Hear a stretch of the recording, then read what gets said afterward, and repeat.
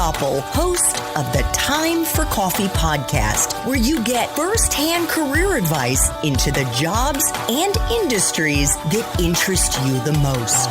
And before we start today's show, I have a quick favor to ask you. If you haven't already, I'd be incredibly grateful if you give us a rating and a review on iTunes. And if you're like me, you need to do it now because you'll forget later and because it's the best way to help others who may be in search of career advice to find this free resource. So press pause if you haven't done it and do it right now.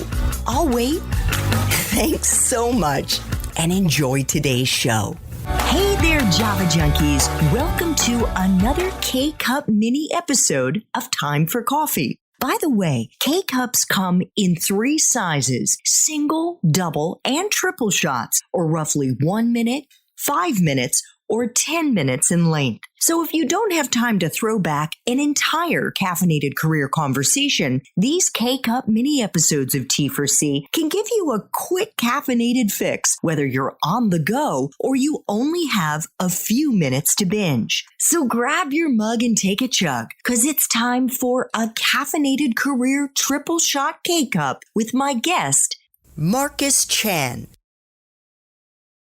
I was just interviewing someone else the other day who told me that they believe selling is actually a foundational skill no matter what job function you have, no matter what industry you work in, because at the end of the day, you need to be able to sell yourself, whether it's to get hired for a job, whether it's to get promoted, whether it's internally to sell your team on an idea if you're a leader or just a member of a team. Do you agree?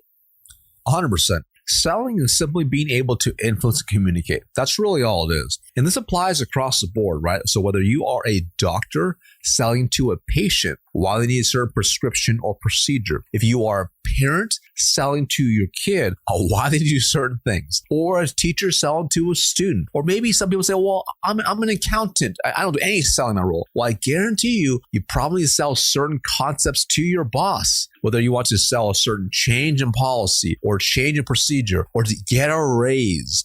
There's always going to be some sort of selling regardless. I'll give you a real good example, right? My wife and I were talking about this the other day.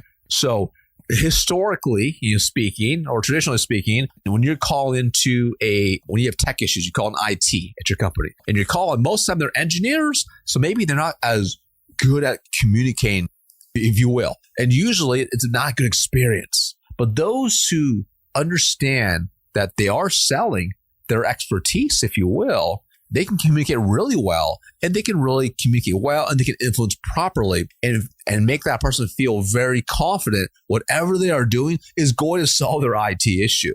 And you don't see that very often, but when they understand, that's powerful. My wife just had a great experience with an IT engineer who was like just very communicative, good job influencing, and really showcase how you can solve the problem. It took longer, but they got it done, and she felt confidence in that person. So good that she actually wrote like a reference letter to their boss saying, wow, amazing experience for so-and-so. But that's my point. When you understand selling is everywhere, it becomes a tool that you can really master, and that can help you get further in your life, in your career, in your own happiness, in relationships, money, and everything that you do. Great.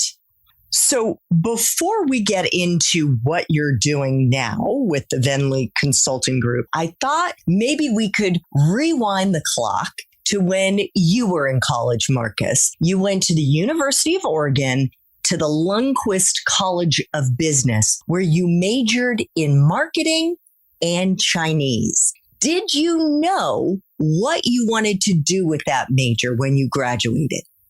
I had no idea. In fact, I was supposed to be an architect before all that. So, yeah. So you just realize as you gain experience and knowledge and years on your life, you realize you're always constantly learning. And I remember when I graduated, I really had no idea what I was going to do. Now, I was really fortunate before I graduated because I was very worried about not having a job. I was interviewing nonstop like a madman. And I actually had 5 job offers on the table. And it was interesting because they range anywhere from a $29,500 base salary to a $60,000 base salary, anywhere from B2B sales to being an analyst in a bank. I mean, they were all over the place. And I remember I turned down all the jobs for the lowest base salary, the $29,500. And that was a B2B sales role. And it wasn't because I was like, wow, I'm destined to be in sales. It wasn't. What was really, really important for me was I saw that as an opportunity to build as a startup division of enterprise, a startup division of a major Fortune 500 company. It was an opportunity to build something from scratch because they had 0 customers. It was brand new to Oregon. So it was being able to go out there and get new customers and build a business up. And I saw that as a huge opportunity, not to learn about sales, but to learn how to build a business, to learn the ins and outs of the business, and also hopefully be promoted up the ranks. I figured, hey, if it's a startup, there's less barrier of entry to get promoted up. And because I didn't know what I wanted to do, I'm like, that seemed like a good idea. But more importantly, I really trusted the director that was there because he had hired me as an intern when I was in the carpenter side of business. So I'm like, you know what? If I'm going to learn a lot about business and everything else in life, he's going to be a good person to follow. I really respect him. He's been really successful. I'm going to follow him. And also, whatever role he wants me to do, he gets, cleaning like dumpsters. I'm like, okay, if I'm going to learn a lot working with you, I'm going to go do it. Right. So I went for that opportunity. And it was interesting because I remember telling everyone about this and everyone was very much against it. My parents were not supportive at all. And they're like, well, you didn't become an engineer. You didn't become an accountant or a doctor or a lawyer. Now you can go be in B2B sales. That's really hard. And the economy was falling apart, right? It was 2007. The recession was starting to hit business. 2007. Wow. So, and they're like, this is a terrible decision. I'm like, I'm going all in. I'm going to do this. So, and I remember when I started, I realized pretty quickly I thought they were right. Because I'm like, this is just sales. Like, oh man, am I going to develop experience? And I was struggling because I made all these cold calls. I did all this work and I wasn't seeing any of the fruits of my labor. So it took me a while to really figure out and realize that I was in B2B sales. And of course, I fortunately figured it out, started having success, got promoted multiple times. And I remember at that point, it was years later, 2011. So this is at this point, 4 years after I graduated, and I was running a team. We had one of the top operations in the company. And I was like, can I do this somewhere else? Am I able to repeat what I did? Maybe I got lucky. And I wanted to go see if I could do it somewhere else. So that's when I found Cintas Corporation, went over there, and I took a 2-step demotion down. So I started back over basically to go back and see if I could redo it again. And that was in B2B sales. And what was really interesting was only when I was able to repeat my success again was I willing to admit I was in B2B sales. Because literally at the longest time, I remember being like 2010, 2011, and I would see family somewhere. Oh, hey, you still doing a sales thing? Yes, I am. I'm still doing that sales thing, right? What do you really want to do? I'm like, nope, this is what I want to do, right? But it took me years to get to the point of being 100% confident in what I do, to be able to state I was proudly in B2B sales. So that took me a while to get to that point, but it was obviously really worked out for me. I didn't give up. It was ups and downs like anything else, but it became such a lucrative career, not just from a financial perspective, but also from a skill perspective and also who I became. So that's why it's key to understand and see sales as a journey, not just as a job. What a great story. And you were also recruited going back to college there for that paid summer internship at Enterprise Rental Car. It was a training program, and you were eventually promoted to be branch manager. So that was during the, I guess, was it 5 years or so that you were at Enterprise? So it started as an internship first. I did 2 years as an intern, right? They promoted me in between there to like another, cooler role. And then when I graduated, I was able to get into the other division. And then, so that was like 2007. And then I had multiple promotions. So even full-time in 2007, it took me 1 year from basically full-time employee, if you will, to get to branch manager about 1 year. If you could break it down for our listeners, Marcus, what do you think the secret sauce is to getting those promotions and being successful on the job? You mentioned that you kind of hitched your wagon to someone you admired, somebody who had a lot more experience than you did, who you could learn from. But what else? Did you consistently go above and beyond? Were you always going back asking for more work? What would you say would be the ingredients to becoming successful? So there's multiple ingredients for sure, right? Number one, You must be massively successful in the current role you're in. That's number one. So whatever role you're in, it didn't matter. So when I first started as a B2B salesperson, like even though I struggled, but don't allow your struggles to be an obstacle for your success. Figure a way through, around, or over the obstacle. It's number one. And that could be acquiring knowledge, paying for knowledge, going out there, doing it, right? Getting mentors, whatever. Find a way to overcome whatever obstacle you have so you can be really successful. That's a minimum requirement to get promoted. To get promoted, you have to be really good at your job, right? Because no one wants to promote the person who's doing terrible, just so you know. Okay, so number one, I do really good at your job. Number two, do more than your job asks. I mean, it seems so simple, right? So for example, a good example. So when I changed company in 2011 to a whole new company, now no one knew my background. They didn't care. They didn't care about the multi-million-dollar business I built. They didn't care about my promotions. They didn't care. All they're like, hey, you're a new guy. What can you do for us? Right. And I remember the very first week I went to my boss. He said, I want you to go and knock on doors. I said, which is like, physically walk into business. I'm like, okay, cool. I'm like, how many businesses should I walk into? He's like, everyone does about 100 or so at the most.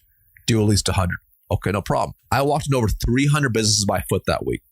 And I came back and my boss was like, it was Friday afternoon, right? And everyone would kind of eat early on a Friday afternoon. I made sure I went back to the office. It was like 4:35, right? I'm just taking care of stuff. My first week there, my boss sees me. I'm in the bullpen. He's like, oh, you're here. I'm like, yeah, I'm wrapping everything up. Hope you don't mind. He's like, no, it's awesome. How was your week? I'm like, oh, pretty good.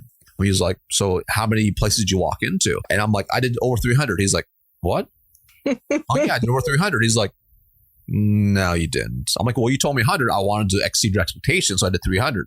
He's like, no, you didn't. I go to my car. So I already pre-organized it by geographic area, by also warmness of the lead into a shoebox, a Nike shoebox. I opened it up. I showed him. He's like, oh, wow. He's like, how'd you do that? I'm like, by foot. Oh, it was very easy. I geographically targeted it all out. I went one by one, went to every single business, right? I booked 20 meetings over the week. This is what next week looks like. He's like, holy crap. And I shared that. It wasn't about showing off, but it was about over-delivering, right? Even what was expected of them, over-delivering. And then on top of that, as you are doing your roles well, being able to help other people make them better. So that I started to realize, I'm like, hey, you know what? Like I started having success and I saw some of my peers, they were not having success. I didn't wait for someone to say, hey, Marcus, go help them. I pulled them aside, hey, listen, can I give you a little bit of feedback? Oh, sure. Like, can I show you a couple different things I think you can tweak that's going to get you better results? Yeah, that'd be awesome. And I would show them and they started getting results, right? And that was really key. And did for multiple people. And on top of that, here's the thing. You can't just do it without making sure someone knows about it, right? Because you have to be your best cheerleader. But it wasn't like, hey, look what I did, boss. I went to my boss and said, hey, listen, I showed Johnny how I'm doing things. This is how I have this close ratio here. I think it'd be really helpful if I trained the whole team, if you're open to it. Yeah. I'll put together a PowerPoint. Is there anything you don't want me to talk about? No, just I'm going to do it. Cool. So now I'm making my boss's job easier. I'm training his people. So I'm removing pain and adding pleasure into the life of my boss by being that go-to person, right? Those type of things. And then, of course, that goes really, really well. What do I do next? I went to my boss's boss. Okay, same thing. So now I'm building a reputation in a very short amount of time that I'm more than just an employee, that I'm willing to be a leader to do things that are beyond what everyone else is doing and do it consistently. And that's how you start standing out. I'll give you another example, right? So I just got promoted to be a salesman, one of the fastest promotions in the history of the company in 9 months. I'm running in Cintas. This is Cintas, yeah. This is Cintas. This is a Fortune 500 company. Correct. So I became a sales manager in 9 months, right? Which usually takes about 3 to 5 years, did it in 9 months. And it was interesting because I remember the first leadership call we had. My VP, he's like, he has 12 sales managers report into him. And he's like, all right, hey, everybody, like, we have this new press of Marcus. He's a new guy, whatever. Okay. And then later on in that same sales meeting, he's like, hey, listen, we have a new project on competitive intelligence. I need someone to own that and be able to distribute on a quarterly basis a breakdown of the competitors, like a SWOT analysis, strength, weaknesses, opportunities, threats. Any takers? I raise my hand. I'll do it, boss. I got you. Now he's probably like, freaking brown noser Chan, like new guy, like trying to say, he's like, well, he texted me later. I didn't expect you. You're brand new to the job. I'm like, don't worry. I got you. I'll take care of it. So I made sure now I over-delivered as well. I mean, it went so well that I became his competitive intelligence for 4 years in a row. And it became like this nationwide spread across the board because people were like, what are they doing? It's like, they know the intel, they know the competition is better than anybody else out there. So I started building influence as well and doing these type of things. What I also started doing as well was I also started uncovering what was most important to my boss and boss's boss, their goals, their drivers, their opportunities, whatever. And I made sure I fulfilled them for them, right? So whatever they're working towards, whatever areas I knew I could help serve them to make them look better, I would do. So for example, like I'll give you a really simple one. So I knew my boss, he loved to make sure he got recognition from his boss, the president of the company. So when I was going to corporate, I said, hey, boss, listen, I want to make sure I build the right connections when I'm at corporate. Who should I have lunch with? He said, maybe my boss. I said, have lunch with his boss, right? And in the conversation, I strategically placed specific things that I would bring up to make my boss look really good, right? So now I'm making sure I'm working every single angle to best position myself, right? So when opportunities show up, I'm the first go-to. But those are a couple of things I did to navigate the corporate environment of the ladder, if you will, or the jungle gym, whatever you want to call it. And on top of that, being able to do my job very, very well and also do my boss's job really well as well. So you do all these things together. It positions you to be like, okay, this dude is a winner. This gal's a winner. Let's freaking promote this person as fast as possible because they can impact more people by letting them run free. Thanks for tuning in to this K-Cup mini episode of Time for Coffee. If you want to listen to our entire caffeinated career conversation, please check out the show notes for this episode. Thanks so much for listening to this latest episode of T4C. And if you're interested in learning more about my coaching services for confused college students and recent grads, feel free to check out the Time for Coffee website under the coaching tab at time4coffee.org or text me at 202-236-5712. That's 202-236-5712.